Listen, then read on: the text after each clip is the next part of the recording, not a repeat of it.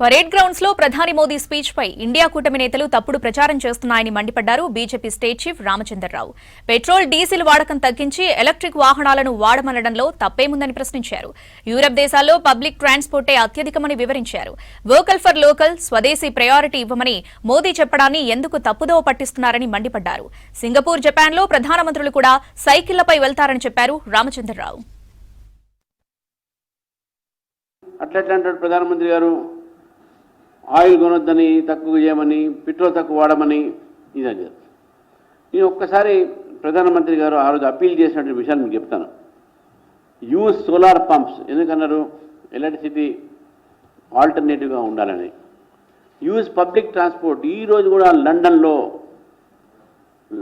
ఇంగ్లాండ్లో high court judges, ఒక judges అందరు కూడా,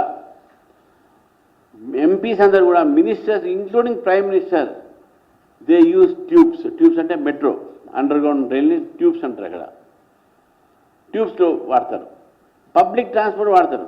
ఈరోజు కూడా మీరు అమెరికా పోయినా కూడా పబ్లిక్ ట్రాన్స్పోర్ట్ యూసేజ్ యూరోప్లో హైయెస్ట్. సింగపూర్ అండ్ జపాన్లో కూడా వాళ్ళ ప్రైమ్ మినిస్టర్స్ కూడా సైకిల్ మీద పోతారు. ఇది ప్రధానమంత్రి గారు అప్పీల్ చేసిన దాంట్లో తప్పేముందంటే, సామాన్యం మీద భారం లేకుండా దేశాన్ని నడుపుతున్నాం మనం. మళ్ళీ ఎక్కడో చోట ఆస్టిరిటీ అంటే ఎక్కడో చోట మనం మన ఆర్థిక వ్యవస్థ అదుపులో తీసుకురావాలి కదా.